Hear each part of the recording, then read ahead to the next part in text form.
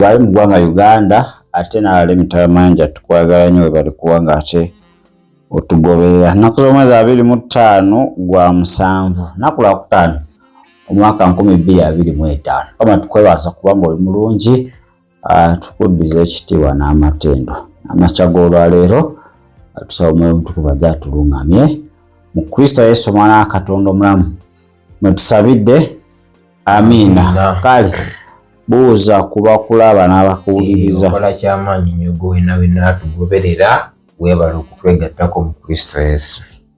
Amiina. Yonna gy'osinza okuba nga tulaba tukwagala nnyo kubanga gwe mulundi gwo ogusoose. Subscribing, liking, sharing, comment section ebeerawo okuba nga ate otuwa endowoozayo. Mu Uganda bintu bibiri ebikyagenda mu maaso ebireese obuzibu. Ekya Pastor Sserwadda statement yakola ate n'obujulizi bwa Aida Nakasujja. Leero lwentegedde mbadde nkimanyi naye nyongedde okuba nga nkibikkulirwa nti bantu bangi bali mu buzibe oba olw'obutamanya. Ekyokubiri nti abantu bamanyi muntu abeera ne follow nyingi buli byayogera biba bituufu. Leero mbadde ntambula ku mikutu egya social media nendaba omukulu Lumbuye ng'ale ali ku Aida gwaliko struggle agisuddewo n'abeera ku Aida. Ekisi kye kikulu kubanga buli omu kati Aida amufudde ekyokwogera. Bamulirako ebindaazi namulirako emmere ate bakyalina mboozi ndala. Abamanyi Bayibuli n'abatamanyi bonna bali okwo. Abamala omwaka nga tebagenze mu kkanisa n'abagendayo buli lunaku. Aida afuuse ensonga ku social media ne mu ggwanga Uganda.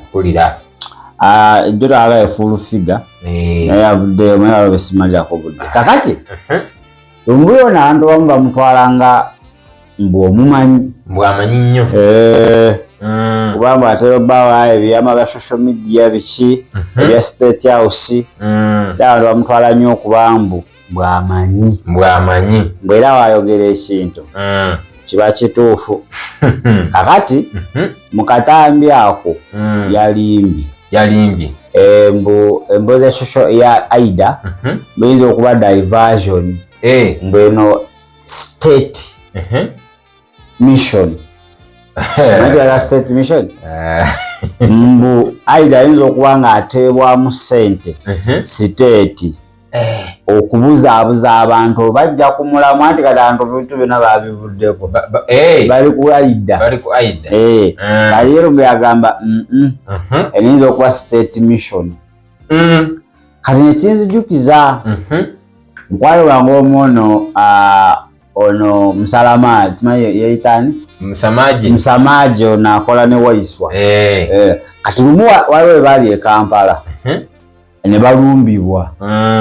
Kati muka video ako Waiswa ayita Musamaji afande ati mbu yavaawo ne statement n'agamba mbu olaba oyo state agent oyo munnamagye wa SFC.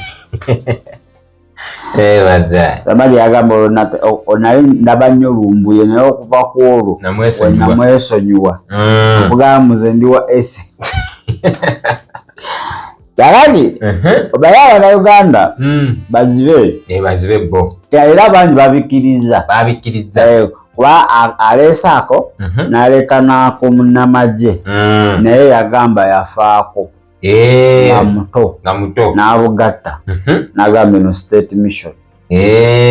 State mission ayiwo bamanyi nti oba abasirikale tebamanyi Katonda tebakyalibwa. Kakati nze njagala okugamba abantu oba omanyi politics beera mu politics ebeera eyo, naawe amanyi eya Bayibuli beera mu Bayibuli naawe nywerere eyo. Bino ebyobwa Katonda teri at a certain time ebigenda okuba nga bikkiriziganya n'ebyensi. Ekyo kyo kiri tebisobola kukwatagana. Kakati ndowooza abamu by the state agent Mbono state mission mukudiverting abantu bave ku struggle abantu bave ku mazima bave ku bice ebigenda mu maaso ebiruma abannansi batandike okudda mu bintu bitagasa era amise mulalu n'agamba butabikawe yayu Semwai, where are you? UCC, Uganda Communication Commission. Baliwa. Muliwa banga balalu befuza social media. Nate wali abalalu abogere ebyama. Abalalu abatakuba mayinja. Ekyo kituufu. Nenga ate bibogera. Biwonya. Nabeera abalalu nga bamanyi balalu, manya balamu. Nenga ate balalu. Nga bagwadde ttalu. Ayi katukuwe bloga lumbuye. Mulabe byayogedde oba nawe okkaanya nabyo oba tokkaanya nabyo. Yesekkaanya nabyo. Waza Aida mumanyi bulungi nnyo. Omutegeera. Manyi ensi engejjeramu ebintu byanjawulo. Kituufu. Buli wotakkaanya na nsi oba mulabe.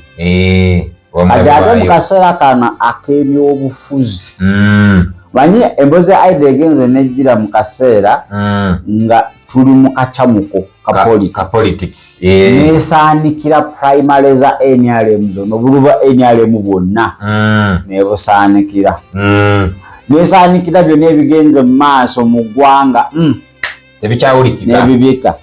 Aida n'akwata akati kati abamu kiba kibanyiiza kibaluma nnyo kubanga abantu bavudde omulamwa gwe badde babavugirako ate babookidde Aida kati awo era balina olimba abantu balina otetenkanyawo babafera naye bannaaye lwaki okaalira kamulali bw'otaalidde oba mulalu mumuleke kati why are you concerned? Talina gwakubye mayinja talina gwalumiza yenyumiza bibye ebyo gye tubeera omulalu aba ali kubye mwesonyiwe. Ekyo kituufu. Tomutambaala mwesonyiwe mulekere ddala. Kujjawo akuta amanya azeko kukuba awo ng'ovaayo. Naye waliwo abalalu nga bulijjo omulaba ali awo abantu bamanya n'omumanyiro omulalu ne talina buzibu wayazaabuka era abantu abamu baba balina emmere ne bamukasukira. Kale olwomulowooza Aida mulalu mumuleke obulalu bwe lwaki obulalu bwe butandisa obubasumbuwa mbubafumita mulowooza obulalu bwa Aida butandisa okuba nga butawanya struggle butandisa okuba nga budivertinga abantu so adokwelumbuye kajimu oba ye kajimu simanyi awulire byayogera ate tusobola okuba nga tukomawo.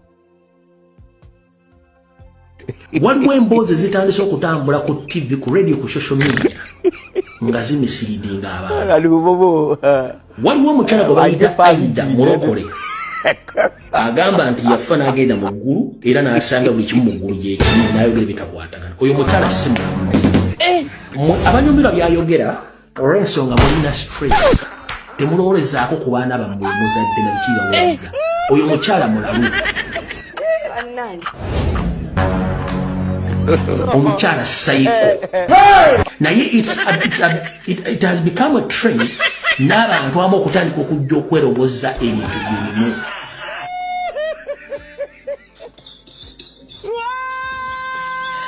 Kifuuse trend n'abantu batandise okweroboza nti ebintu bituufu. Please, Uganda Communications Commission intasimalire gyasima bikoze bitya. Uganda Police ne Ministry of Ethics and Integrity mugende mukwata abantu abo ng'okudde bukyali. Oyo omukazi asaana tola butabika mulalu.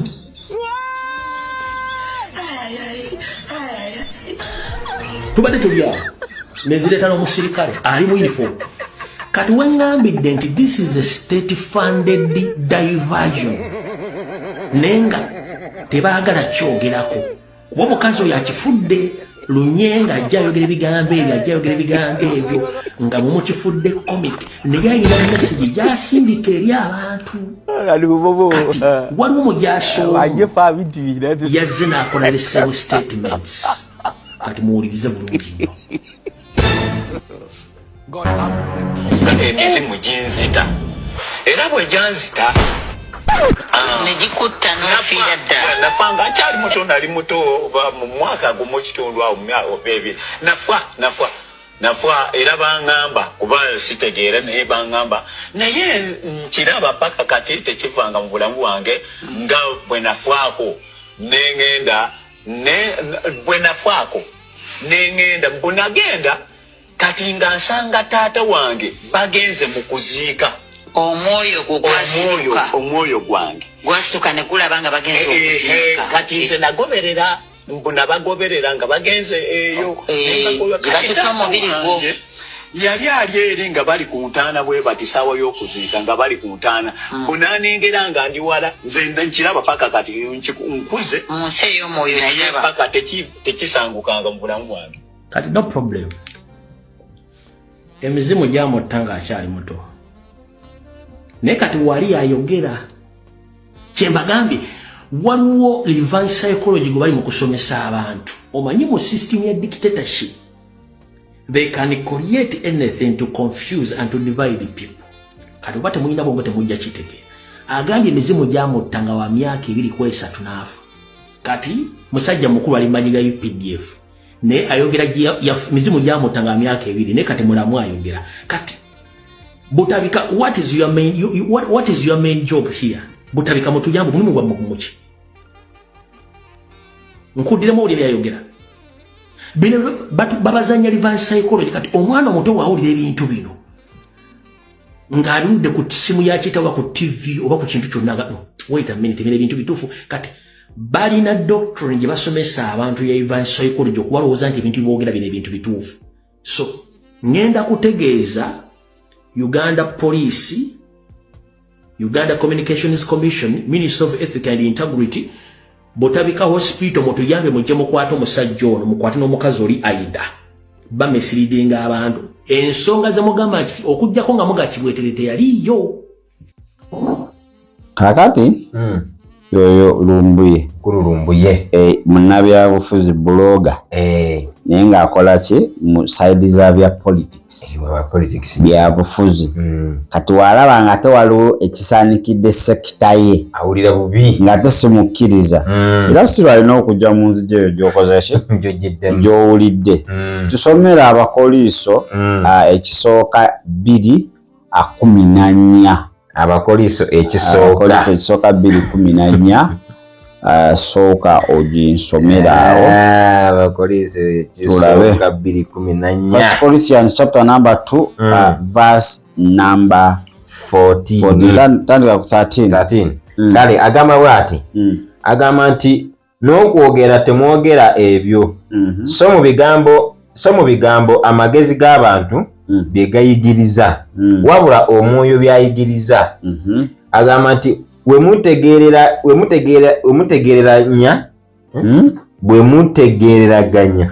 Oluganda tokyalutegeera lusoma bulungi genda soma ebitaliiyo agamba nti bwe tutegeera kale kansoma oluzungu First Corinthians chapter number 2 from verse 13 egamba weti This is what we speak, not in words taught us by human wisdom, but in the words taught by the Spirit, expressing spiritual truth in spiritual words. But the natural man does not receive things of the Spirit of God, for they are foolishness to him, nor can he know them, because they are spiritual discerned. So, oluganda lutegedde. Lwantu 13. N'okwogera mwogera ebyo si mu bigambo amagezi g'abantu bye gayigiriza wabula omwoyo byayigiriza. Bwe tugeraageranya eby'omwoyo n'eby'omwoyo naye omuntu omuka obuka takkiriza bya mwoyo gwa Katonda kubanga bya busirusiru gyali era tayinza kubitegerera kubanga byakwekebwa na mwoyo. kale in simple terms ebyomwoyo bitegeerebwa n'abamwoyo kati bino aida byayogerako bya mwoyo ate bikweke kituufu nti n'abalokola abamu tebabikolashi tebabitegeera kati birina kutegeerebwa abo ab'omwoyo abagenze ebuziba kituufu kakati omuntu w'omubiri wawulira ebyo alaba nga kasasiro omuntu ayogera omulalo yeetaaga otwala ebutabika atamanyi byayogera kubanga bali opposite tebakwatagana kiringa olaba kati NRM ne Nuupu saawa eno owa Nuupu tasobola kutegeera bya NRM n'owa NRM tasobola kutegeera byaki bya Nuupu kubanga bava mu parties za njawulo ebiruubirirwa bya njawulo n'ebigendererwa byaki bya njawulo era wa Nuupu n'ageza ddamu NRM bamuboola bagamba asiruwadde alidde mu nsi olukwe omululu alidde eddwaliro boogera ebintu bingi newanyalemu wadda mu Nuupu bagoba kakati wekiri ey'ekizampa ekumale okutegeera ebyobwakatonda nti gwe ow'omubiri tosateeka kuba ojagamba oyo mulalu byogera tabitegeera naye nga byogera biri mu Bayibuli naye Bayibuli togisoma muyinza obwakatonda obumanyi naye nga ate Katonda tomutegeera wekiri kakati abantu we bato bannabyabufuzi ba politician ba bloggers n'abeyo n'omusamize Ssennyonjo naye bamuyise awe comment ne bannaye tujogeddwa kakati kiringa okugamba ogende mu ssabo kabona w'essabo Ssenkulumandwa omubuuze bwamwa Yokaana 3:16 ekitegeeza ki oba okujja gy'oli bakubuuze mu ssabo omukongozi wakola waati ne waati olwo aba agamba ki ati kintu kye baliko bakwasa ebikonwa mu bulokozi bali bijjako okutegeera kwa Katonda mu biwa analysis bakuta abantu abasesetuka edda abadinayinga dda Christ oli Ssennyonjo akugambye Yesu taliyo kale olimubuuza ku bya Yesu kati gwe interviewer ne Ssennyonjo gwe interviewer gwe abatategeera ekyo kituufu kuba oli kateese mumanyi tategeera kati bwe tukusuubira okubanga oleeta omuntu ategeera ku ekyo ayinako okumanya kyoyagala okuba nga okolako interview aye si kuleeta bikonwa bikutaasa ate they are mocking ekyo kituufu they are not making actual analysis bo bongera kubanga baseka busese naye kyolina omumanya Katonda tasekererwa si mwana wa muntu kali akawunga n'alinywerako juice tasekererwa yagamba nti wabikola byonna ensirika olowooza tukola ki abanosobola okwewalana oli mugezi gomanya analysis yonna gomanyi okuvuma gomanyi okujerega akaseera kagenda tutuuka nga tokyasobola kuvamu wadde ekigambo ng'osirise bwecce ng'ate ye baako kyoddamu nyonnyola anti pressure ayagala kumanyika ayagala femu ebyo byebiri wano mu ggwanga ki Uganda nti bakwata omuntu ne bamubuuza ku kintu ky'atamanyi ate ne baleka omuntu baligenze babuuza bapasa Serwadda bapasa Tomu abo bababuuze ono omukazi byayogera nga mmwe mubyogerako ki bali babatya ate babatya naye ate bagenda batukako batya ate kati bano babuloga empozi babuloga kati nga naye gundi abadde ku channel ya Bizonto ono Ssennyonjo kati Bizonto agenda ate wa Tom yakukolako interview tekikwata kisoboka kati n'ekirala ensi tosobola gimatiza ensi ogamba mutandika ogimatiza ogenda kugwa eddalu ogaluma omutwe ensi girabe nga weeri gireke bo gwe omukiriza omusalaba maanyi gwa Katonda ate bo busirusiru kati bino byonna Aida byayogera n'abalokole abamu tebabikkiriza kubanga ebimu bikweke aye bamulokole nga bayogera tebiri don't laugh ekyo kituufu be with the spirit of discernment ogamene wano naye bino bituufu bangende nabyo ne bapasa balikola challenges enjiri ebabuze ku Sunday Aida chapter number 1 kati yeriko clip number 3 wali yefumbiro mu ggulu ze analysis zibakolaje zibalimu kati bannabyabufuzi balemedde okubuulira abalonzi baabwe tugenda bakolera batandise kuba nga bakolaje bawalampa Aida bano ba political analysts simanyi ba bloggers bye boogera bibabuze wakati ekitrending nga kyolina okwogerako ye kisanze kyabuukira ba blogger ekiriko akaseera ako kyabuukira talinda kakala ate ekiriko tekibakolera kati balina kikuba bukubi bagendera awo bati tewali kyakukola balina kisabula naye mulokole nze njagala oddemu amaanyi kituufu tobanga Pastor Dolini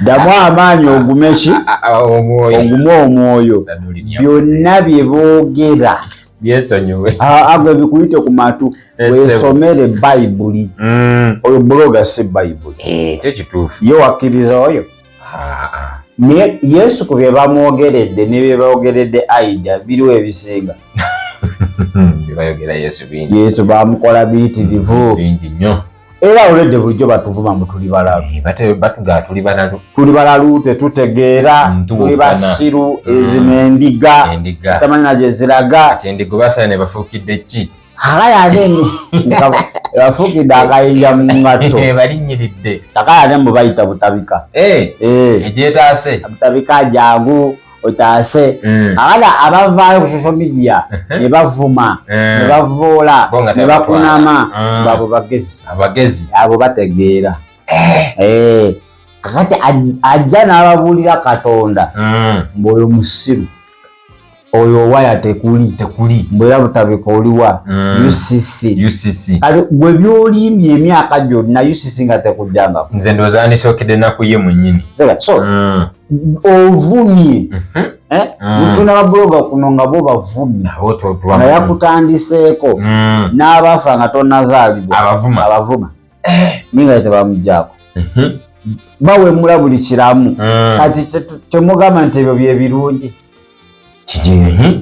ebyo ebirungi bye tuba tuwa abaana maye agambye mukakati abaana bo bwe banawuliriza ebyo bajja lowooza bituufu kakati abaana abasiba bawuliriza bano abayimbi n'ababuloga abavuma abawemula kyogamba bo baba birungi buli omu alina olubimbi lwe era kyekituufu wayo politicians mubeere mu politics wamu mubeere eyo mulimbire abantu kale abaana abali mu bayibuli nabo bakolese babeere eno bw'obanga aliwo kyeboogere kye batategeera genda onoonya abitegeera omugambe naye kino nga ffe tulaba kiriwo ekiti tokola analysis w'ekintu ky'otamanyi olimu ogamba kugenda kuyita lawyer agenda akola sajjale mu ddwaliro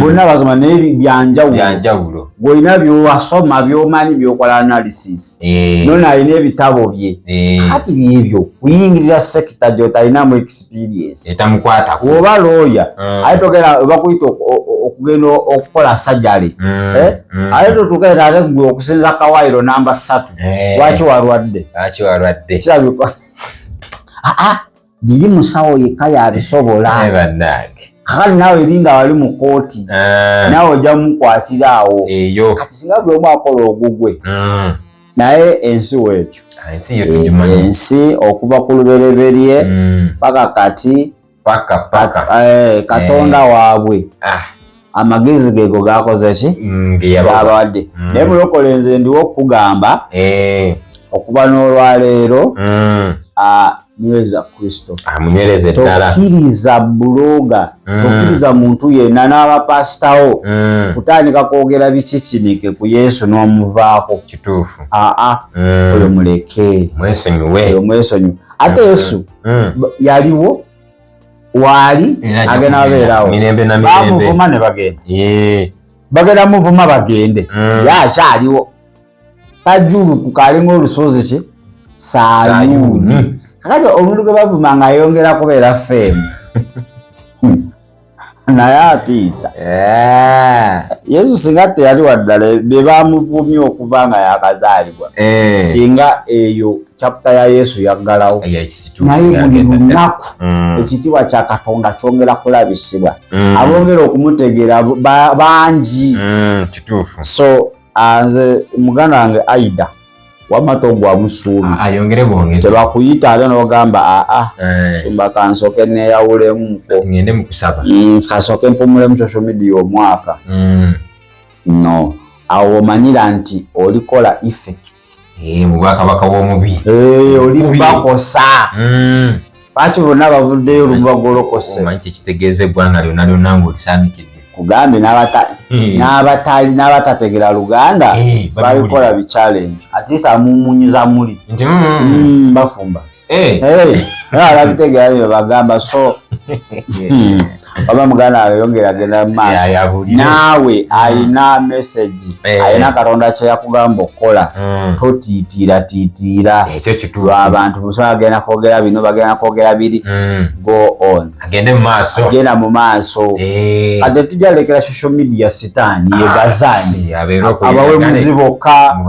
lwakuba mwe tunaateekayo bagenda tuvuma okutuvuma ekyo kitundutundu ku bye tulina oyitamu kiri kumu ku bulamu bwaffe kasita omuntu takuggyako Yesu ebisigadde newabitwala ebisigadde newatwala newakuvuma ennyindo simanyi kinga kitebe kya gaali najjako gy'olina kakikole simanto kya sampe osambuyaga abikole gwe kasita osigaza Yesu kituufu tewali kirala kyonna kale mwebale kubanga ate mubadde mutuwuliriza ebigambo ebikuzeemu amaanyi omuyaga Aida gwayitamu nga obujulizi nabwo bukugumye nti tolina kusirika Katonda ng'akoze ki bano ba Jeremiah Mukama yabasindikanga nti ne babakuba empi enkeera n'addayo bamukubidde wennyini n'abagamba ejjo mwankubye naye Mukama ng'ambi nkomewo baddamu ne bakwala ne bakuba tibaatiitira tebaatya ali buno omulembe wotiitira eggulu likuleme eggulu si lyabatiitiizi lyabamaanyi okuva ku mulembe gwa Yokaana Omubatiza okutuusa leero bwakuwaguza n'ababutwala bawaguza buwaguza they take it by violence Bible egamba muzungu akiise violence si violence ono ogenda kumenya maduuka g'abandi olina okukola violence ku sitaani namaanyi kama mbaya ni mbaya mpitawo olina kutiitira kyo kituufu kale katugala kwetoolamuko katono nnyo otukomawo bujinga ebigambo bye yabirya yasooka okugamba nti tewali buzibu okuwaasa omutukomedi omuziro gwe gumu kakati lwakuba takwatagana na Serwadda we yazzeko eno ttiimu yasaze eddiimu yeridde entama abasumba be Uganda tugenda kukomawo mu ddakiika ntono ere bulungi ate era mweraba